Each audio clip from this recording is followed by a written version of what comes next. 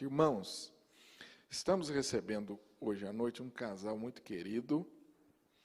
E eu digo querido porque eu tenho notícias deles. O Efraim é o hospedeiro já há algum tempo, né? E ele compartilhou comigo o ministério desse casal. Depois fiquei sabendo que temos laços, amigos em comum. O pastor Paulo é um amigo lá de Ipatinga, onde eles congregam, a Igreja Presbiteriana de Ipatinga. E eu os convidei. Eles estão numa maratona, e não estava no programa estar conosco, mas ela abriu uma exceção para estar com a gente e compartilhar algo de Deus para nós. O Ariston é o esposo que está lá atrás, cuidando ali dos livros, que depois ela vai falar um pouquinho. São muito bem-vindos, Maristela. Leva um abraço para o pastor Paulo e para a igreja. Obrigado por terem aceito o nosso convite, viu, querido? Deus abençoe muito. Você está com a palavra, fica à vontade.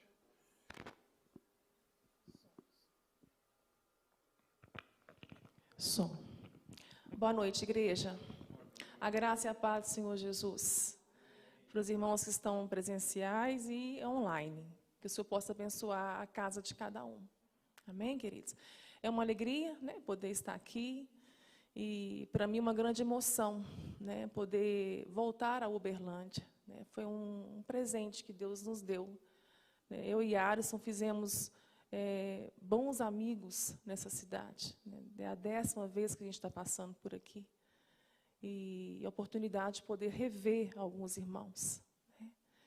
E nós estamos em missão, né? Nós estamos retornando agora, dentro do tempo, né, que meu tratamento me permite estar.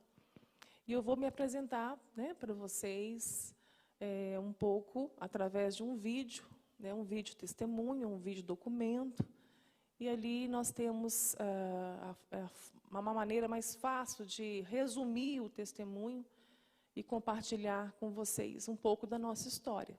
Nossa história também está contada nesse livro, que é no Vale de Baca, um livro que Deus nos presenteou, né, um livro do reino de Deus, um livro não é nosso, um livro que tem ensinado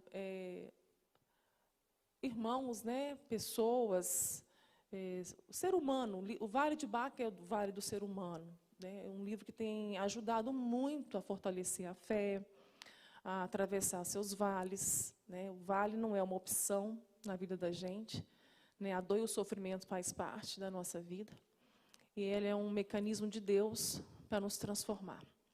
Né, e eu tenho vivido isso, experimentado isso, e os irmãos aqui que passam pelos seus vales concordam também, né, que a dor é um mecanismo de Deus para forjar Cristo em nós, para nos fazer manifestar o reino dele também. Então, são quase 18 anos numa jornada, né, contra o câncer cerebral, e deu essa história abençoada no Vale de Baca. E dessa 4ª edição, além do câncer, Deus nos direcionou a colocar os vales que antecederam os cânceres aqui. Né, que a nossa vida vai muito além de um câncer físico. Né, Deus tem nos ensinado a tirar os olhos da doença e colocar os olhos do projeto que Ele tem para as nossas vidas.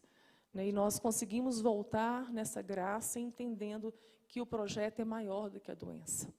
Né, o projeto é o reino de Deus, é manifestar esse reino de Deus, compartilhar desse reino, que é justiça, paz e alegria do Espírito Santo a todos que estão em nossa volta. E o livro nos permite fazer isso. Então, o livro vai estar disponível ali atrás para você, se quiser adquirir. Né? Ele não tem em livraria, então é uma oportunidade de você adquirir com a gente. Eu vou partilhar com vocês o vídeo, trazendo um pouco a nossa história. Alguns irmãos aqui já conhecem, né? Pode soltar. O Vale de Baca está no Salmo 84. Ele é um ensino, ele é uma jornada de grande revelação para nós. O primeiro livro foi lançado em 2011. Eles são arquivos pessoais. Meu batismo aos 12 anos de idade, um chamado também de missões, de me entregar, de me lançar na presença do Senhor como instrumento. Aos 29 anos, já casada, mãe de Luana e Sara, eu tive a primeira convulsão, descobri o primeiro tumor. Então, o primeiro tumor foi em 2004, foi extirpado. Só que ao extirpar, eu tive uma hemiplegia, eu perdi todo o meu lado esquerdo e eu sou canhota. Então, foi desafiador, para um canhoto é desafiador, ter o lado direito para usar. E com um prognóstico que seria irreversível. Uma hemiplegia total. O médico disse que com muita fisioterapia, alguns movimentos eu teria de volta. E o Senhor nos surpreendeu. É o Deus do antes, né? Ele nos surpreende fazendo tudo antes. Ele já providencia antes. Ele providenciou no meu coração uma esperança muito grande que eu iria andar. Ele colocou isso no meu coração. E o médico fez um desafio, não para mim, mas para Deus. Eu falei com ele que eu iria andar. Ele falou assim, então volta andando em 30 dias para sua revisão. Eu falei assim, em nome de Jesus, eu vou voltar andando. Em 12 dias o Senhor me levantou, eu comecei a dar os primeiros passos. E eu não andava sozinha, mas já era um milagre estar andando assim, com a meinha no pé. Sentia a falta do salto, desde os 13 anos eu uso salto, é mesmo por causa da minha coluna, mas na labuta do dia usando um andador, ali eu estou andando bonitinho, mas no começo não foi assim não. Deus mandou que eu colocasse o salto, e quando eu coloquei o salto eu descobri que Deus é o maior fisioterapeuta do mundo, porque a minha perna esquerda entrou dentro do andador. Em 30 dias eu estava andando perfeitamente de salto alto. Eu voltei para o médico, um dos melhores médicos do Brasil, que me operou em Belo Horizonte, andando perfeitamente. Só que as notícias não eram boas. A biópsia revelava um tumor agressivo desde o primeiro, né? Eu já fui desencarnada desde o primeiro. Aí teve o segundo, a recidiva veio em 2 meses. Só que eu só fui operada 1 ano e meio depois. Aí eu perdi a coordenação motora. Eu tinha os movimentos, mas eu sabia como usá-los. Então ficou ali os buracos limpos, extirpados, e eu fazia ressonância a cada 3 meses. Foi uma luta, irmãos. Lidando com ansiedade, com temores, mas 1 ano e 11 meses depois, nós tivemos o terceiro tumor. Ele cercou as cavitações cirúrgicas, esse aqui é o terceiro. E nada pega o nosso Deus de surpresa, né? Deus já estava nos preparando para isso. Eu fui para São Paulo em 2008, não podia mais abrir minha cabeça, então fiquei em São Paulo em tratamento por 2 meses, fazendo a radiocirurgia para cercar essas células malignas. Foram 27 sessões, longe de casa, longe da família. Momento difícil no Vale, onde também trago muitas experiências e milagres aprendidos. Um dos maiores milagres que eu aprendi no Vale, em São Paulo, é viver um dia de cada vez. E todos os dias eu acordava e pedia, Senhor, dá-me almas hoje do seu reino.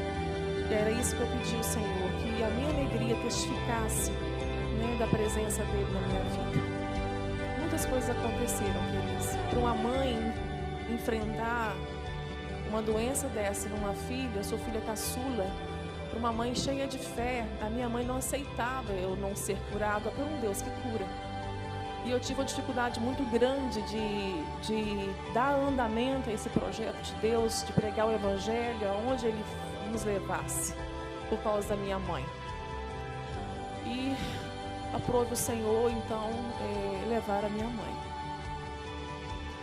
O livro foi lançado em 2011 e nós começamos a entrar nas escolas, entrar em qualquer lugar que nos chamasse, nós íamos com o Evangelho de Cristo Jesus, com o Evangelho do Reino de Deus, né? Disfarçado de palestrantes, nós conseguimos abranger muitas escolas da nossa região. Muitos adolescentes receberam a palavra de Deus. É uma oportunidade que Deus tem nos dado lá. O Evangelho de Cristo Jesus sendo pregado, né, aos 4 cantos, através do livro, através do nosso canal no YouTube, através das redes sociais, das nossas viagens missionárias. Viajamos muito de carro, né? Temos feito viagens longas, essa aí foi para Pernambuco, Serra Talhada. Hoje são 10 anos na estrada, paramos somente na pandemia. Então estamos retornando agora. Triângulo Mineiro foi a primeira agenda do Senhor das nossas vidas. Eu falo que o maior ministério não é viajar, não é pregar a palavra, o maior ministério é o Ariston. O maior ministério do Ariston é a Maristela. A vida é uma dádiva e aprendi que vale a pena viver antes de morrer. Os milagres são diários. Essas são as dádivas das nossas vidas, né? Até os animais. Venci o convite para a honra e glória do Senhor. Estávamos temerosos, né? Se eu fosse infectada, mas graças a Deus. Meu papai vai fazer 82 anos agora. Meus irmãos, todos de Patinga. Nós somos de Patinga, irmãos. Nascidos lá, eu e Ariston. Essa é a nossa casa. Está faltando um gurizinho aí que nasceu agora, tem 2 meses, o Miguel. Eu não veria minhas filhas crescerem, irmãos. Em 2004, quando tudo começou, com o prognóstico da doença, foi me tirado essa bênção, né, de poder ver filha crescer. Mas eu não só vi crescer, mas eu vi casar. Né? Luana casou aos 19 anos de idade, uma moça linda, abençoada por Deus. A Sarinha tinha 3 aninhos, hoje ela vai fazer 21, agora dia 24 de julho, cursando medicina, uma bênção, um chamado missionário lindo também. Link e Luana são presbíteros na igreja onde eles congregam, também são dedicados à obra do Senhor. Nasceu Emanuela, 5 anos depois de casados. Emanuela foi um presente de Deus para mim, queridos. Uma graça assim, manifestada mesmo, me dá muita força, né? Um presente do céu, um recado de Deus dizendo que eu posso ir além. Não podia ver filho, vi herança da minha herança. Só um Deus de milagres pode fazer isso. Aí nós temos essa bênção esperando a gente aí, após as missões. E ela já falou, hoje a Lola já falou que ela vai estar esperando domingo à noite, chegar domingo em casa. Ela tinha 1 aninho aí, agora está com 4 aninhos. A gente fica 3 semanas fora de casa, irmãos. 3 semanas, 1 mês. Dessa vez são 10 dias, né, que nós vamos ficar.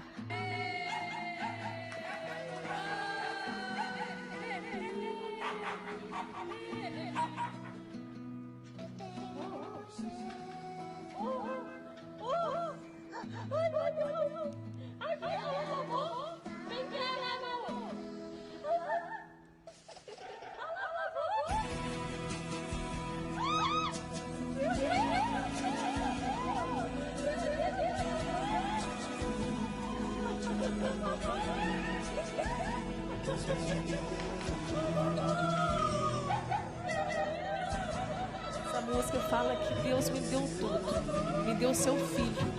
Eu tenho Cristo, eu tenho tudo. Nada nos falta, queridos. Nossa felicidade não está em nada disso aí. É uma bênção, uma dádiva. Mas se não for Cristo na nossa vida, é a graça sustentadora dele. Estávamos chegando de Rondônia.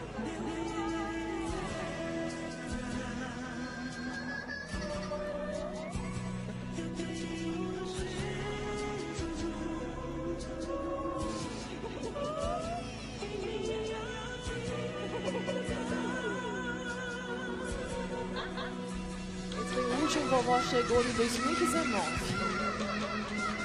Depois veio a pandemia, né? Nossa agenda foi cancelada em 2020.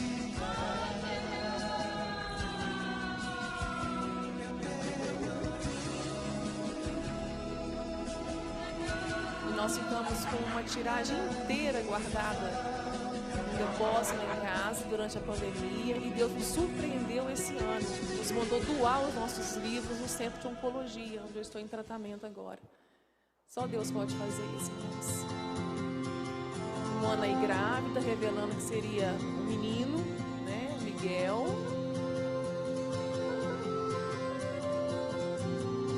Miguel nasceu tem 2 meses. Essa notícia veio depois de 13 anos. Eu estava em remissão da doença e recebemos a notícia do quarto tumor, do glioblastoma, para quem conhece, entende na área de saúde, é o tumor mais agressivo do cérebro e impactou nossas vidas, irmãos. Sem adiança cirurgia. Dessa vez, o Senhor me deu a bênção de estar na minha cidade, em Patinga, né, com um tratamento de ponta, uma equipe também de ponta. Eu louvo a Deus por isso, estar perto da minha família, da minha casa, amamentando.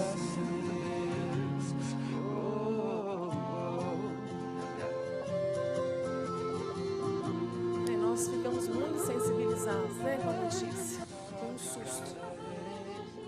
E esse vovó chegou, marcou nossas vidas, queridos.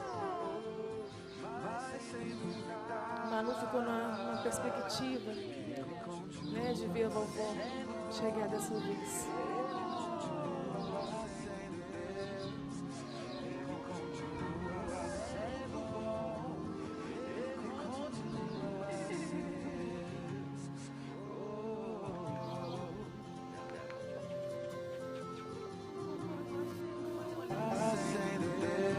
Esse é o Miguel.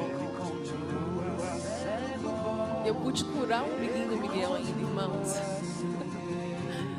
Glória a Deus. Amém. Pode passar, colocar as imagens, vou passar rapidinho.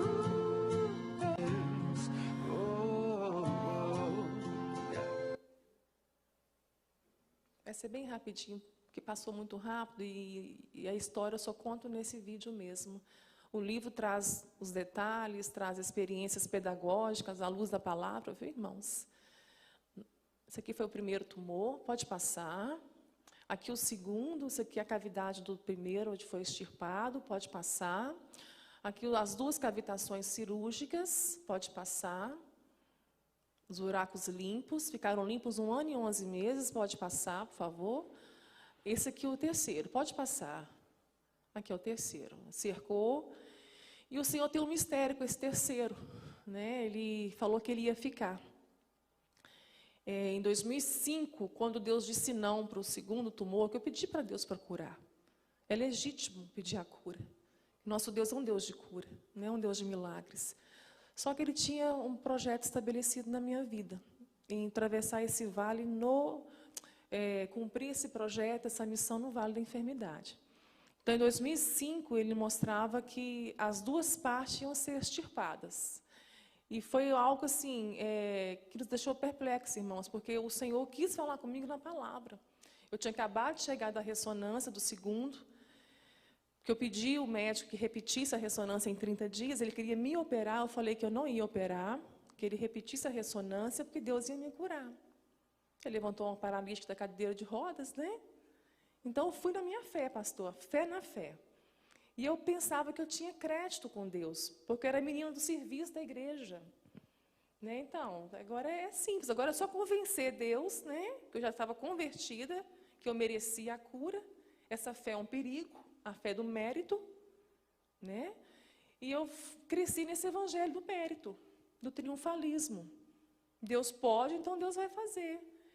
Entender a soberania de Deus, irmãos, e entregar totalmente à vontade dEle, aonde a gente morre de verdade. A autonomia da nossa vida acaba aí, quando a gente entende que a soberania de Deus vai trazer uma vontade boa, perfeita e agradável, não importa em qual circunstância. Então, Deus estava curando, era a minha fé. A minha fé era uma crença. Porque fé, eu só posso confiar, entregar e descansar em quem eu conheço. Então, fé não é confiar, fé é conhecer a Deus. Então, quanto mais eu conheci Deus como meu Pai, foi quando eu comecei a ser curada. Né? Então, Deus disse não para o segundo, eu voltei para casa muito triste, reclamando muito com Deus, não entendendo um Deus de cura, não poder me curar, não querer me curar. Né?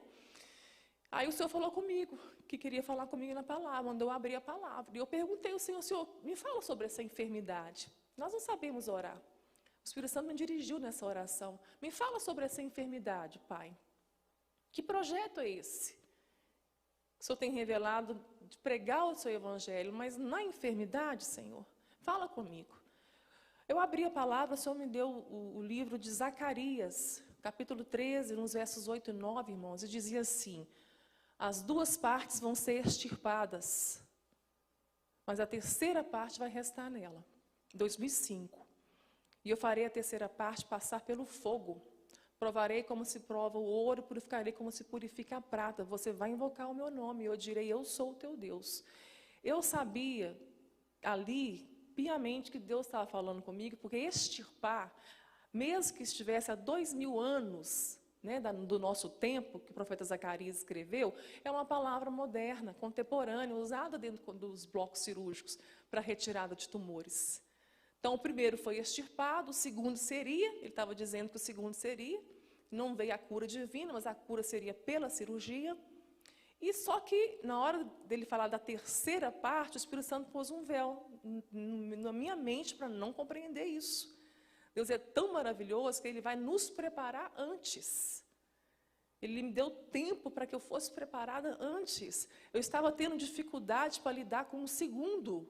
Ele já estava mostrando que haveria um terceiro. Em 2008, quando eu cheguei em São Paulo com essa ressonância, o médico em São Paulo disse assim, Maristela, nós vamos cercar essas células malignas, nós não podemos extirpar, não tem como abrir a sua cabeça mais, por isso que o seu médico te mandou para cá. E nós vamos fazer a ressonância, e enquanto você viver e fizer a ressonância, você vai ver o terceiro, porque o terceiro vai ficar. Foi então que Deus permitiu que eu soubesse. Ao invés de ficar desesperada, eu foi muito segura. Porque é um Deus que sabe tudo antes. Um Deus que sabe antes, que faz antes, que providencia antes. O nosso Pai, querido, não providencia o alimento depois que a fome chega, não. Ele providencia o alimento antes da fome. Desde a criação é assim. Ele providenciou o alimento primeiro, antes da fome. Nosso Deus, Ele nos providencia os recursos antes de qualquer adversidade. Ele é Pai, mas nós vamos passar. Os processos fazem parte da nossa vida. Deus usa 3 formas de moldar Cristo da nossa vida.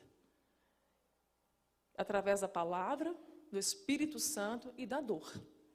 Hebreus 5 vai nos falar que Jesus, mesmo sendo Filho de Deus, aprendeu, através da dor, a obedecer o Pai. A dor faz parte da nossa vida, queridos. O propósito, a missão do Senhor na sua vida e na minha vida é a mesma. Que você seja um Cristo. Aonde você estiver, uma oferta de Deus para esse tempo, para o reino de Deus. Você é uma oferta. Então, tudo que está acontecendo na nossa vida para cooperar com esse bem. Que bem? Nos tornar a imagem do Filho do homem. A imagem de Cristo Jesus. Quem vê o Filho, vê o Pai. Então, nós estamos sendo transformados na visão do Senhor, a imagem do Filho. O Evangelho é esse, o padrão é esse. O Evangelho não vai mudar e nunca mudou, queridos. Não vai baixar o padrão. É renúncia, é entrega, é obediência, é santidade. Efésios 4. O propósito de Deus com a igreja dele, nos levar à unidade da fé, à maturidade do varão perfeito. Até que alcancemos a maturidade do varão perfeito. Cristo Jesus. Estamos sendo transformados de glória em glória, como se estivéssemos olhando para um espelho, até sermos vistos a imagem de Cristo Jesus. E essa obra, o Espírito Santo vai aperfeiçoá-la até Cristo. Então é isso, Cristo é ser uma oferta. Nos tornarmos Cristos. Nesse tempo, nesse momento. Tem um evangelho que está sendo vivido, é o evangelho da salvação. Muita gente acha que foi salvo só para ir para o céu. Não, queridos. O céu é a nossa casa, nós estamos voltando para lá. Nós fomos salvos para salvar, para ser resposta nesse mundo. A fé não é para atrair Deus para nós. Essa fé de conhecimento é para que nós salvemos o outro. Então, essa é a nossa missão. Então, nesse momento aqui, eu fui compreendendo o que Deus haveria de fazer através de nós. E uma revelação, né? Deus nos deu uma antítese com esse terceiro tumor. A antítese que é o câncer da alma e o câncer físico. Queridos, o câncer na alma é o pior câncer que existe. O câncer físico é insignificante quando nós entendemos que há um câncer na nossa alma, na alma humana, e é o pecado. O pecado que nos separa de Deus. Isso é um câncer. O maior milagre da nossa vida, para nós entendermos, é o perdão dos nossos pecados. Então, o Senhor foi nos levando para as igrejas neopentecostais, pentecostais, reformadas, tradicionais, em qualquer lugar nós temos entrado, e tem sido, muitas vezes, uma afronta à fé da maioria das pessoas, levar esse evangelho, pastor Honório. Um Deus de cura, que na sua soberania escolhe não curar, e mantém viva, me mantém viva. Colocou uma cancerosa nos púlpitos, para pregar a muitos cancerosos na alma. E um dia eu estava assim, bem cansada, eu e Aros, eu falei assim, não amor, cansada de pregar para crente já. Cansada de pregar para crente. Falei com o Senhor. E Deus falou no meu coração, assim, filha, eu vos dei um campo missionário. São as igrejas evangélicas. Há muitos não conversos nas igrejas. Há muitos que não nasceram de novo. Nasceram na igreja, estão na igreja há mais de 30, 40 anos, mas nunca foram de Cristo, estão da igreja. Quando o Senhor revelou isso para nós, aí me deu mais força para entrar, queridos, porque em cada templo que nós entramos, há uma igreja de Cristo lá dentro. Há ovelhas para serem arrebanhadas ainda. Isso nos dá força para pregar o evangelho. Então, estava até aí, estava muito bom, né? Todo ano fazendo ressonância, câncer dormindo. Ele deu uma despertada em 2015. Em 2012, meu médico disse que eu estava curada. Está curada, Maristela, essa imagem já é uma necrose. E eu sabia que não estava. Deus é tão maravilhoso, que quando o médico de São Paulo me deu 2 anos. Quando acabou os 2 anos, eu orei ao Senhor, eu falei, Senhor, esse vale vai estreitar de novo? Vai acontecer mais alguma coisa nesse vale? E o Senhor me respondeu, queridos, de novo na palavra. Daniel 11, 29. Num tempo determinado virá outra vez. E a última vez não será como a primeira. Então, como foi 2012, Deus do antes, né? Tem melhor notícia de que você ouvir do seu médico que você está curada? Mas a última palavra é de Deus em todos os sentidos. Ali ele me deu a cura dentro do consultório. Você está curada, Maristela? Aí na hora o Espírito Santo me trouxe a palavra. Não está. O projeto não acabou. Aí eu fiquei firme lá. Passou, aí quando foi 2015, 7 anos depois da radiocirurgia, o Senhor permitiu ter alteração na ressonância, na espectroscopia, deu um movimento tumoral. Aí meu médico ficou perplexo, né? Aí fui para lá, voltei, fiz novos exames. Nos exames seguintes, voltou ao normal. Não houve mais nenhuma movimentação. Mas depois de 13 anos, pode passar, 13 anos nós recebemos essa notícia. Isso, esse aqui, ó. Está bem aqui na frente, diferente dos lugares onde ele esteve. Mas o mais interessante desse quarto é que ele não é uma recidiva. E isso, sim, é um desafio também para a medicina, queridos, porque ele surgiu no imunohistoquímico, ele não está ligado aos outros, que é da mesma família, e nem veio do terceiro. Ele simplesmente surgiu ali. Aí veio a palavra do Senhor, no tempo determinado virá outra vez, né? É o Deus do antes.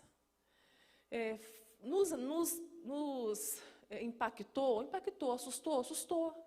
Eu saí chorando do consultório quando eu recebi a biópsia dele, né? Porque o glioblastoma é o que eu mais tenho encontrado nos vales que nós temos atravessado com outros peregrinos. Então eu conheço a doença de trás para frente, né? Então eu tenho que estar sempre assim, buscando o Senhor foco para tirar os olhos da doença entender que cada história é uma história, né? Cada um é um projeto, e entender que o Senhor, Ele está no controle da minha vida. Então, não importa quanto tempo a minha vida vai durar. O que importa é eu cumprir o propósito dela enquanto eu viver. Eu tenho aprendido, eu ouvi isso uma vez de um pastor, e eu abracei essa frase dele, que o tumor está no cérebro, mas o meu cérebro não está no tumor. E realmente é assim que eu tenho vivido. Não tem sido fácil, né? Operei em janeiro. Pode tirar as imagens, acender a luz, por favor? Eu operei em janeiro, né, desse ano, e meus tratamentos começaram em fevereiro, né, radioterapia, quimioterapia. Essa já é a segunda careca que eu passo por ela. E, queridos, é só Deus. É a graça, viu? Há 2 semanas atrás, eu estava muito chorosa, muito deprimida. E a medicação que eu tomo nessa quimioterapia, ela mexe muito, é muito efeito colateral nas emoções. E eu fiquei muito mal. Eu fico muito mal durante o processo da quimioterapia. São 5 dias. E esses dias eu estava muito triste. Fui para a nossa igreja, né? Nossa igreja é a Igreja Presbiteriana do Cariru, lá em Patinga. E chorei, buscando a Deus. Senhor, me tira dessa caverna, né? Que eu entrei para uma caverna. Eu entro para uma caverna durante o tratamento. Me tira dessa caverna, Senhor. Cura minha alma. Me tira essa tristeza, essa angústia, né? Essa ansiedade. Me tira, Senhor. Me livra disso, Pai. E comecei a me esforçar, queridos. Sabe onde eu encontrei paz? Eu comecei a ler a Bíblia de novo, sistematicamente, de Gênesis. Nossa, os momentos mais agradáveis do meu dia é o momento que eu estou com a palavra na mão. Mesmo sentindo tudo isso. A palavra é cura, e verdadeiramente cura. Mas nós temos que nos lançar. Temos que nos esforçar para isso, queridos. E a dor, né? Eu convivo com o espinho na carne, né? Muitos aqui já sabem também. Nas casas que eu fico, já fiquei na casa do Paulo, da Efigênia, estou hospedada agora na Marta Efraim, a Sirlene, Elaine. Glória a Deus. Para mim é muito maravilhoso estar aqui e ter esses amigos aqui. São famílias que nos hospedam quando nós vemos em Uberlândia. E eles conhecem, eles sabem como é o meu dia a dia dentro da casa deles. Né? Eu sinto dor 24 horas. Ficou como espinho na minha carne. Fiz tratamento, o médico não consegue bloquear a dor. E até entender que a dor era um mecanismo de Deus na minha vida. Um espinho na carne. A minha graça te basta. E acho que todo mundo tem que ter um espinho na carne. E como diz Charles Spurgeon, se todo homem tivesse pelo menos 1 mês de reumatismo, o espírito ser esmagado, humilhado, seríamos pessoas melhores. Então a dor, ela me leva para mais perto de Deus. Ela me coloca totalmente na dependência do Senhor. Mas quando estou pregando, eu não sinto dor. Foi o médico que me fez entender, achar esse momento. Tem algum momento que você não sente dor, Maristela? Aí eu comecei a observar e procurar durante a pregação. Aí ele falou assim, então é adrenalina. Colocou adrenalina no tratamento. O que aconteceu? Nada. Mas quando eu pego o microfone, 99% das vezes eu não sinto dor. Mas terminou aqui, passou 10 minutos, não é falta de fé, não. Já é a perspectiva mesmo que vai acontecer. A dor já começa. Mas a graça é sustentadora. Né? Eu tenho sido uma testemunha viva da graça de Deus. Uma graça que constrange, queridos. Então esse quarto, ele nos traz para um momento agora muito sério. Um momento de endurecer o discurso. Né? Porque a pandemia eu vejo como uma misericórdia de Deus para a igreja, para as nossas vidas.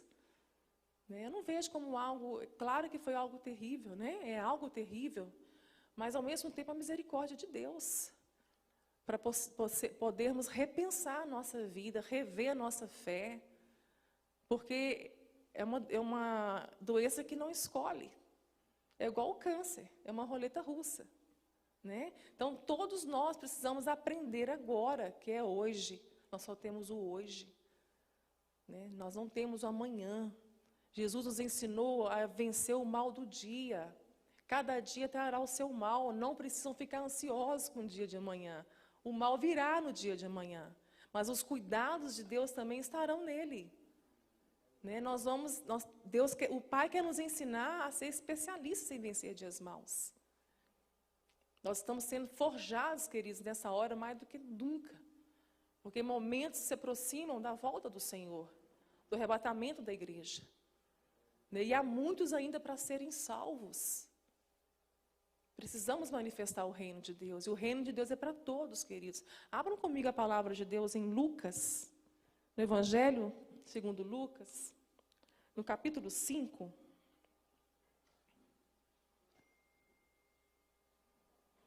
Lucas capítulo 5, a partir do verso 17.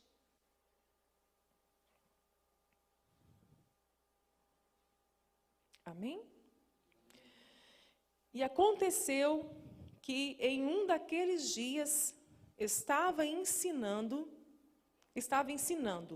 e estavam ali assentados fariseus e doutores da lei, que tinham vindo de todas as aldeias da Galileia e da Judéia e de Jerusalém.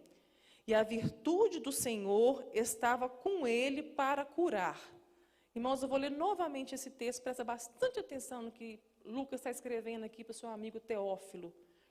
E aconteceu que um daqueles dias estava ensinando, e estavam ali assentados fariseus e doutores da lei, que tinham vindo de todas as aldeias da Galileia, da Judéia e de Jerusalém. E a virtude do Senhor estava com ele para curar. Eis que uns homens transportaram numa cama um homem que estava paralítico e procuravam fazê-lo entrar e pô-lo diante dele. E não achando por onde o pudessem levar, por causa da multidão, subiram ao telhado e por entre as telhas o baixaram com a cama até ao meio, diante de Jesus.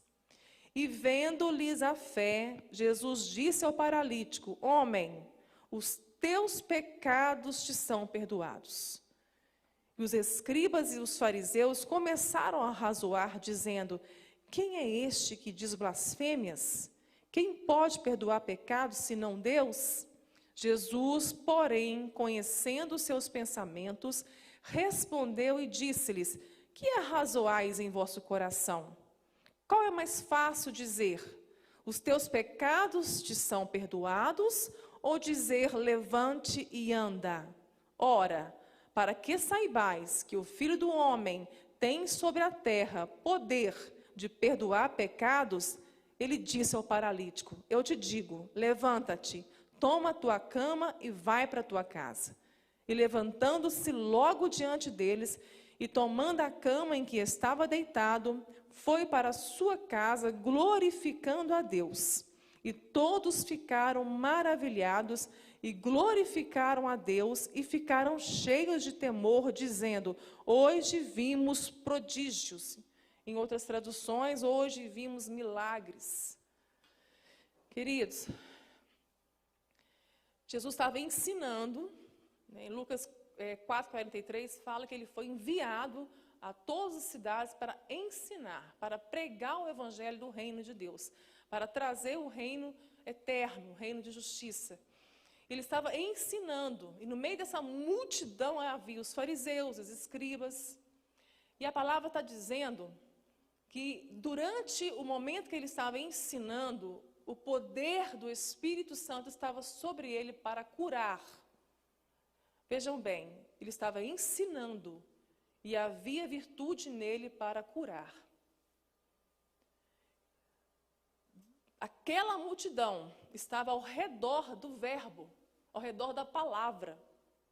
Jesus, o verbo vivo, a palavra de Deus. Aquela multidão, ao ser ensinada, ao receber o evangelho do reino de Deus, aquela multidão, muitos ali estavam sendo curados, porque havia virtude de Deus para curar sobre ele. Aqui não mostra que ele estava fazendo milagres, aqui mostra que ele estava ensinando. Só que no meio dessa multidão, 4 amigos chegam né, com um paralítico, não consegue entrar, a casa devia estar lotada, né, na varanda, no quintal, na sala, no terreiro. Imagina uma multidão. E eles conseguiram, então, passar aquele paralítico pelo teto. E desceu aquele paralítico. Jesus, vendo aquela cena, viu a fé deles. E quando aquele homem desceu diante de Jesus, o que Jesus fala? Perdoados estão os teus pecados. Só que os escribas e os fariseus começaram a pensar: quem é este que diz blasfêmias? Só Deus pode perdoar pecados. O que ele acha? O que ele está pensando? Como que ele pode perdoar pecados? Sendo que para perdoar pecados tem que ir no templo, tem que oferecer sacrifício, tem que pagar para um animal, tem que pagar para ser perdoado. Esse é o sistema. A religião faz isso. Ele não pode fazer isso. O que ele acha que ele está fazendo? Passando por cima da gente, né? E nós temos visto hoje, né, como que a religiosidade tem feito com as pessoas. Pessoas pagando caro pelos seus pecados. Mas nossos pecados já estão pagos, queridos. Eles foram pagos. O que Jesus estava fazendo ali era um paradoxo. Haviam muitos milagres acontecendo ali, diante da multidão. Porque aqueles escribas e fariseus, aquela multidão sabiam, conheciam quem eles eram. Eles limpavam o exterior do copo, mas dentro estava sujo. Eram sepulcros caiados. Iam para casas das viúvas fazer orações, mas devoravam as casas das viúvas. O preço era alto naquele momento. E quando aquele paralítico desce, e Jesus fala: perdoados estão os teus pecados, eles começam então a razoar, né, pensar. E Jesus sabia os pensamentos deles. E se volta para eles e pergunta: o que é mais fácil dizer? Perdoados estão os teus pecados? Ou levanta-te e anda? Eles devem ter ficado assustados, né? Como que ele sabe o que eu estou pensando? Né? Ele sabe os nossos pensamentos, ele soube os meus pensamentos. Nessa hora, Jesus nem esperou a resposta deles, e com certeza eles pensaram também na resposta. Claro que é mais fácil dizer perdoados estão os seus pecados. Ninguém está vendo, está dentro da alma, mas levanta-te e anda, não. Então, com essa reação, com essa resposta de Jesus para eles, para mostrar para vocês que o Filho do Homem tem poder para perdoar pecados, levanta-te e anda. O milagre foi, sabe para quê? Para aquele paralítico ser aceito na sociedade. Porque aqui em Levítico 21, igreja, abre rapidamente comigo. Levítico 21.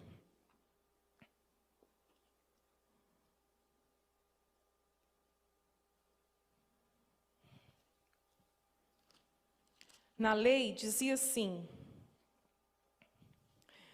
fala a Arão, 21:17, e falou mais o Senhor a Moisés, dizendo, fala a Arão, dizendo, ninguém da tua semente nas suas gerações, em quem houver alguma falta, se chegará a oferecer o pão do seu Deus, pois nenhum homem que houver alguma deformidade se chegará. Como homem cego, ou coxo, ou de nariz chato, ou de membros demasiadamente compridos, ou homem que tiver o pé quebrado, ou quebrada a mão, ou corcovado, ou anão, ou que tiver belida no olho, ou sarna, ou impigens, ou que tiver testículo quebrado. Nenhum homem da semente de Arão, o sacerdote, em que houver alguma deformidade, se chegará para oferecer as ofertas queimadas do Senhor. Falta nele há, e não se achegará para oferecer o pão do seu Deus. Lá em Hebreus, nós vamos compreender que isso aqui é imagem, é uma sombra, é um simbolismo, é óbvio. É óbvio que isso aqui está simbolizando que o defeito é o pecado. Que o pior defeito na pessoa não é uma deficiência externa. Nós vamos entender isso no livro de Hebreus, né, Romanos, que o pior defeito é o pecado, é o que nos separa de Deus. O problema, irmãos, é que nós estamos equivocados em relação a curas, sinais e milagres, porque nós esquecemos que curas são muitas, e Deus cura de várias maneiras. E a maior cura que Ele faz, o maior milagre que Ele faz na nossa vida, é perdoar os nossos pecados. É isso que Ele está ensinando para essa multidão.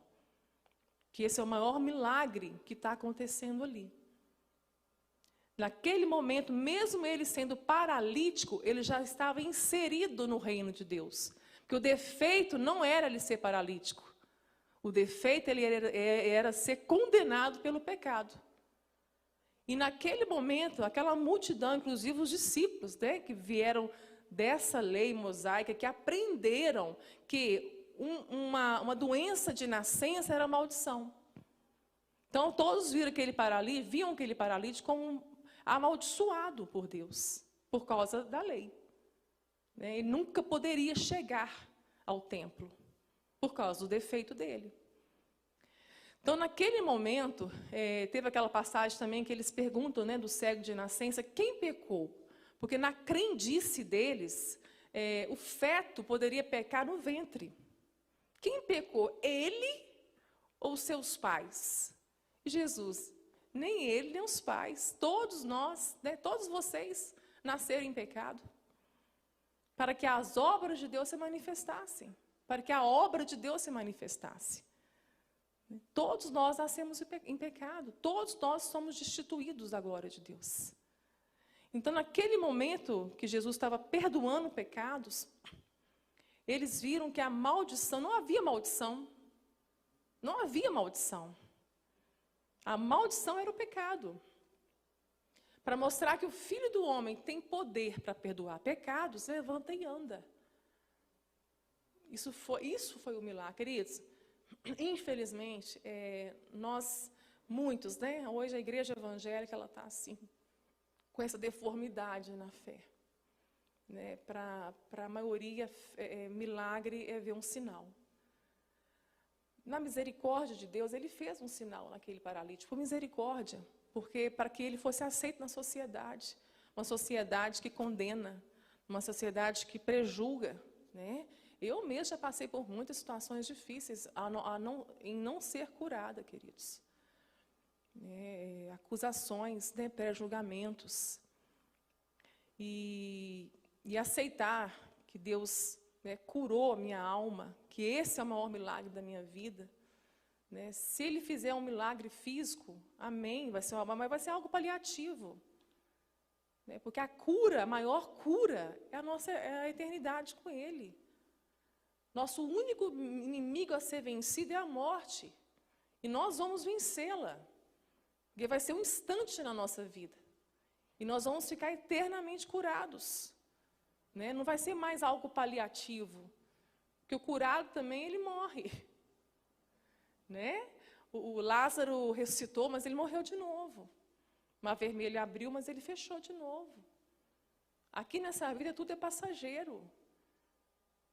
Os milagres, os sinais são mais para os incrédulos do que para os crentes, os filhos de Deus. Porque para um filho de Deus que entende verdadeiramente se ele nasceu de novo, ele sabe o quão maligno, quão perverso é o milagre, é o pecado na sua vida.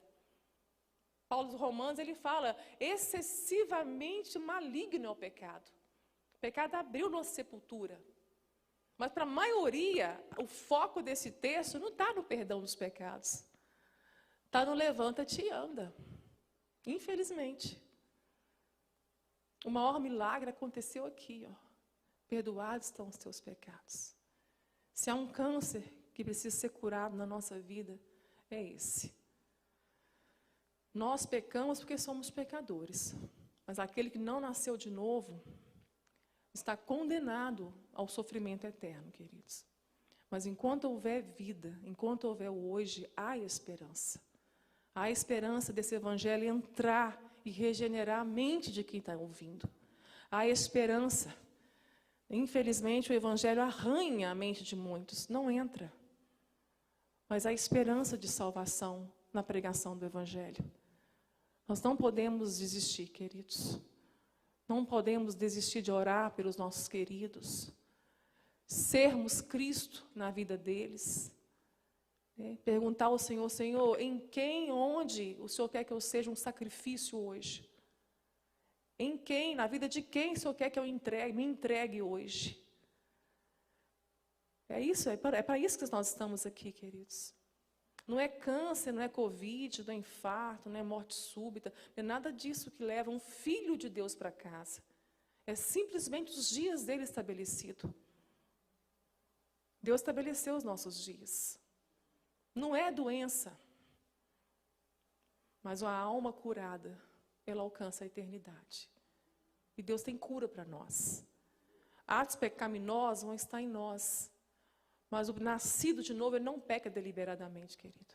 Não peca. Se ele pecar, o Espírito Santo traz o arrependimento. Mas aquele que confunde graça com liberdade para pecar, ele nunca conheceu a graça. Ele nunca nasceu de novo. Ele não tem prazer na transgressão. E esse evangelho precisa ser pregado. Porque o pecado está ficando algo comum, relativo, dentro das nossas igrejas. Jeremias, profeta que Deus levantou, num momento difícil, uma nação apóstata, Deus fala através dele, estão curando a ferida do meu povo levianamente, dizendo paz, paz, quando não há paz. É o que o evangelho humanista faz com as pessoas. Estão tratando a ferida, que é o pecado, levianamente, com o evangelho doce, com o evangelho de autoajuda, com o evangelho bom de ouvir, que faz bem, que para quem está sentado, massageia o ego. Esse evangelho é um perigo. Evangelho que não nos confronta a arrependimento, a transformação, a mudança de rota, a voltar, onde nós caímos, nos arrependermos e voltar ao primeiro amor, à prática das obras com o primeiro amor. O evangelho que não te leva a isso, queridos, é um perigo. É o que está acontecendo na nossa nação. Os números de evangélicos aumentam na nossa nação. Mas de não conversos, porque nós temos visto que o reino não é manifestado. O reino não está sendo manifestado. A igreja de Cristo nessa hora precisa se levantar, queridos. Despertar para esse momento. Essa oportunidade que Deus está nos dando. Mais uma vez. Estamos vivos, estamos aqui para um propósito. Não morrerei, mas viverei para contar as obras do Senhor. É o texto que o Senhor nos deu para colocar na capa do livro.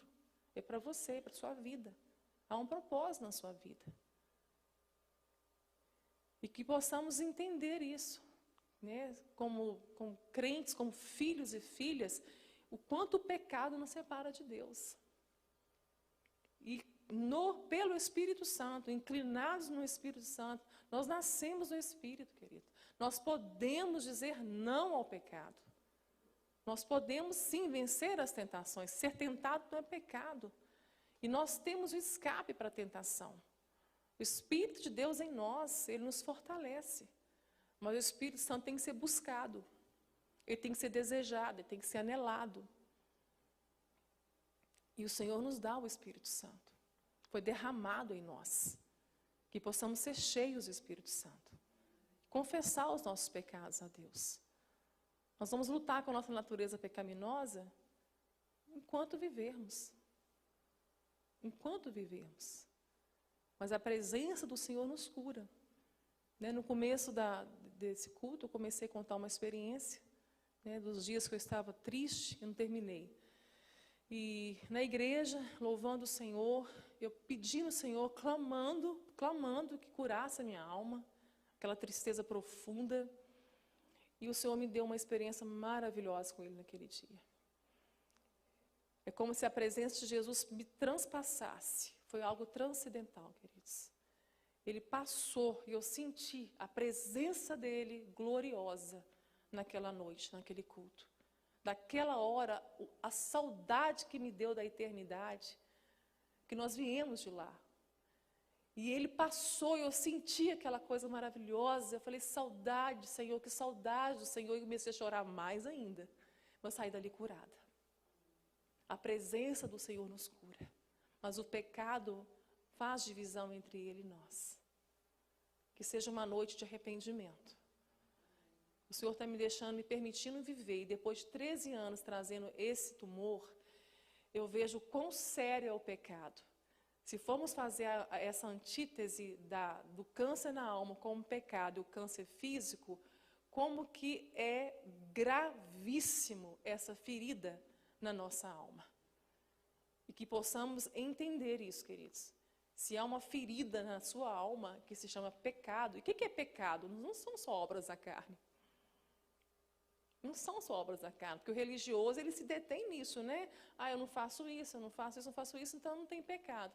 Então, quanto mais a pessoa achar que ela é boa, que ela não tem pecado, que ela é religiosa, mais longe de ser transformado e de entender que o maior milagre desse momento aqui de Jesus foi o perdão dos pecados, ela não consegue entender. Só os filhos de Deus que sabem que são miseráveis, que são pecadores, que são desesperadamente dependentes dessa graça, que sem Ele nada podemos fazer, somente estes vão dar valor à cura que Jesus operou aqui. Mas para a sociedade ele teve que curar, pela misericórdia, ele curou o paralítico. E todos glorificaram a Deus por esses sinais que eles viram. Aqui não fala que eles ficaram glorificando a Deus pelo milagre da cura. Eles glorificaram a Deus pelos prodígios que estavam acontecendo ali. A palavra aqui no grego é paradoxos. Aconteceu muitos paradoxos naquele momento.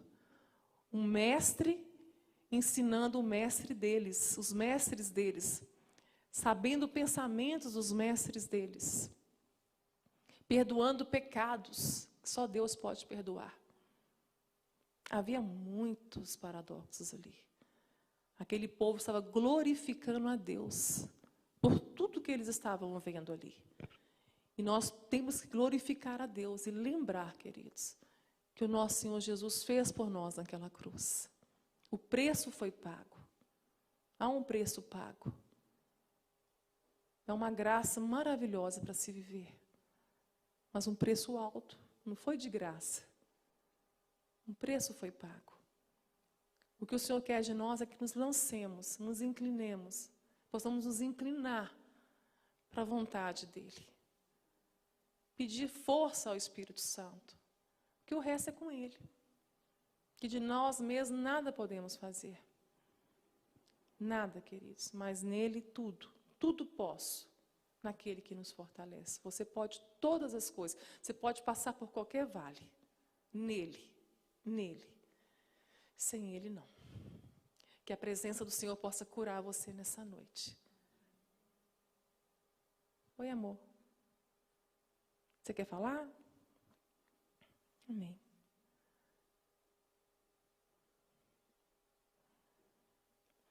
Passar para o Aristo.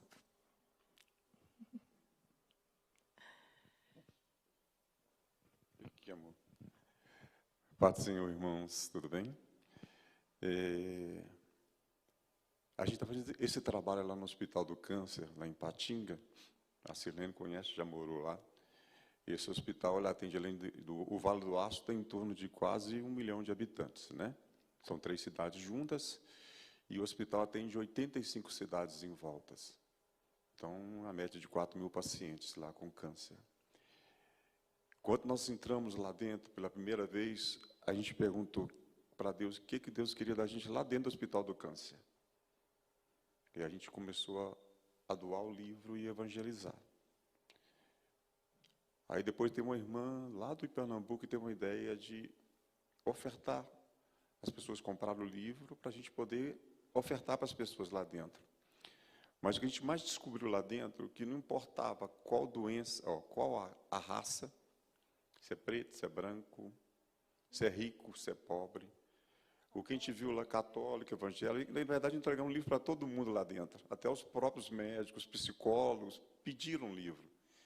E 99% das pessoas que a gente conversou é o câncer da alma.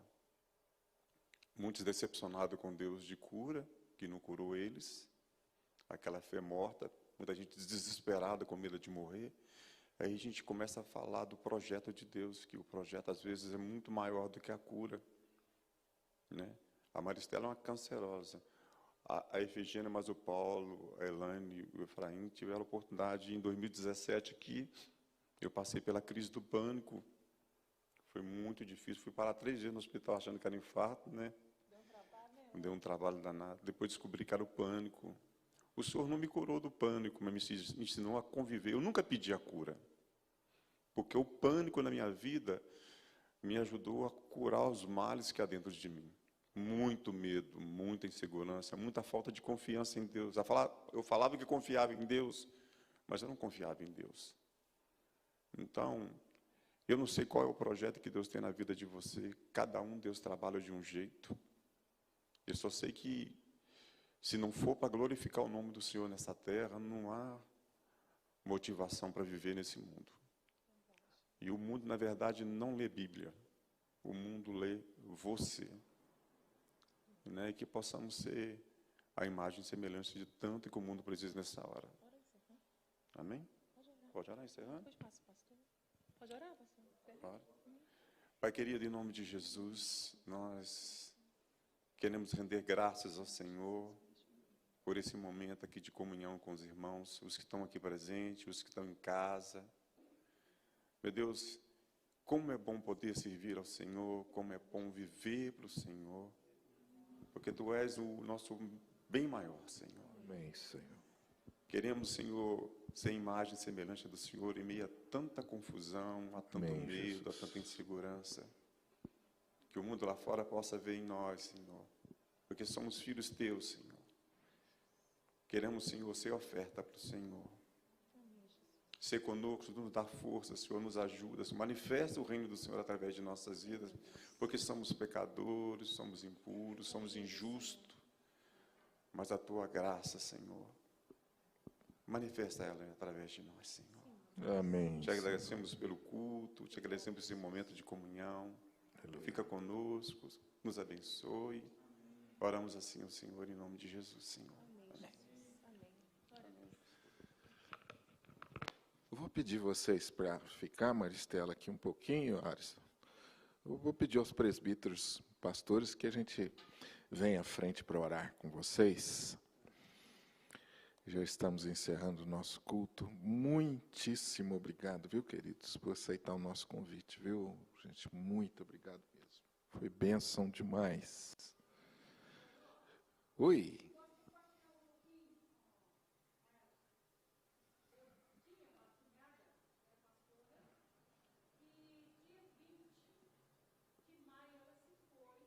Ai, desculpa. Boa. Senão a internet não ouve, né? Obrigado.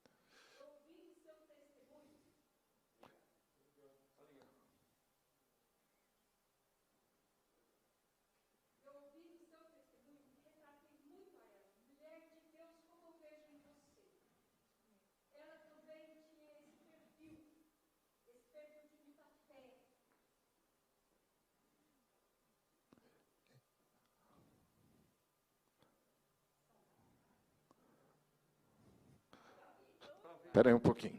É porque senão os nossos irmãos da internet não acompanham. Então, um sofrimento. Depois, ela morava em Teresina, ela veio até aqui em Uberlândia.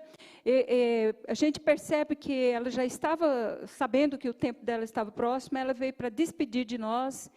E aqui ela pegou o Covid, seguiu para Brasília, internou, ficou 4 dias e saiu dizendo assim: fui vitoriosa, Covid não está em mim. Tá, vai para casa. Um corpo já carregado por 7 anos, porque esse câncer andou no corpo inteirinho, foi para o cérebro, passou por todo. Primeiro começou na coluna, e ela também foi usada tremendamente como você, que ela foi até fora do Brasil para falar em Canadá, para um punhado de irmãs ali estavam com câncer. Muitas foram curadas e aceitou Jesus. Mas ela falou, quando você disse aí uma coisa, me chamou a atenção, porque ela reuniu o esposo e as filhas e disse assim: olha, nem um dia menos, nem um dia mais. O Senhor escolheu o meu dia. E não diga para as pessoas que foi o câncer e a Covid que me levou. Foi a hora que Ele veio me buscar. E foi uma bênção. Muito bom. Amém. Vamos orar então com vocês, queridos. O projeto de Deus é maior que a cura. Se eu pudesse separar uma frase de tanta coisa maravilhosa que eu ouvi agora, eu acho que essa frase poderia resumir. O projeto de Deus é maior que a solução daquilo que no momento me aflige. E às vezes a gente fica em volta disso, tentando resolver o problema que nos aflige naquela hora. E o projeto de Deus é maior que é nos salvar. E essa é uma das mensagens que fica para os irmãos, para nós, e para aqueles que estão nos ouvindo na internet, que quem sabe ainda não receberam a Cristo como Salvador. A cura da alma é que nós precisamos. É isso que o país precisa, todo o ser humano precisa. Obrigado, viu, Maristela? Deus abençoe vocês, viu, Aristão? Muito. Quem puder, qual é o preço do livro? R$40, quem puder levar o livro vai ajudar. Vamos estender as mãos, igreja, sobre a vida desse casal e abençoá-los. Senhor, nós nos sentimos tão privilegiados essa noite, mais uma vez, ao ouvirmos a Tua voz.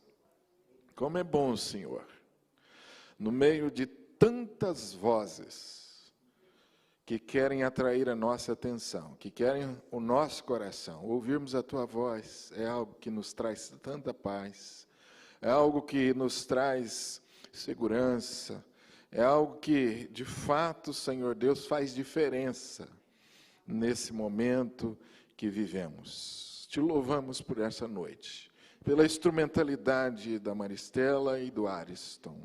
Não somente aqui, mas por onde estão indo e o Senhor os tem levado. Ó Deus, nós te louvamos por isso e pedimos ao Senhor, usa mesmo, Deus. Usa mais e mais esses teus filhos, aonde quer que estejam. Sustenta a vida deles, ó Deus. Traz sustentação. Que a graça do Senhor cada vez mais seja real na vida deles. O experimentar do poder do Senhor seja sobre eles, ó Deus. Tu sabes o que está no coração deles. E faz aquilo que está no teu coração primeiro, Senhor. Primeiro, que é o melhor, é a boa, agradável e perfeita vontade do Senhor se cumpra na vida deles, assim como também na nossa. Nós oramos agora, Senhor Deus, pensando naqueles que ainda não receberam a cura da alma. E que vão ouvir esse testemunho, ó Deus. Nós queremos orar por esses, que estão vivendo o maior e o mais terrível dos conflitos. A maior e a pior doença, a doença da alma, o pecado. Senhor, salva essas vidas. Nós não sabemos os meios, o Senhor o sabe, as pessoas, o momento, mas salva, Senhor, essas vidas. Aqueles que estarão ouvindo esse testemunho possam ter uma experiência vivificadora, salvadora, restauradora. Nós oramos gratos ao Senhor, te bendizemos, louvamos o teu nome. Que o amor de Deus, nosso Pai querido, a graça maravilhosa de Jesus, as consolações, o poder e a unção do Espírito Santo repouse sobre a vida dos irmãos, sobre a vida deste casal, agora e sempre. Amém e amém. Deus abençoe os irmãos, podem se assentar. Nos despedimos dos irmãos também pela internet. Deus possa abençoá-los com uma noite agradável e um restante de semana abençoador também. Enquanto a Maristela pregava aqui, eu me lembrei, presbítero Zé Maria, que domingo, nossa escola bíblica vai tratar do tema depravação. Vamos falar desse problema maior, não é, presbítero Zé Maria? Domingo, a aula de Romanos é sobre esse assunto. Que bênção, né? Deus essa semana falando poderosamente para nós sobre o mesmo tema. Gente, Deus abençoe vocês. Vão em paz, viu?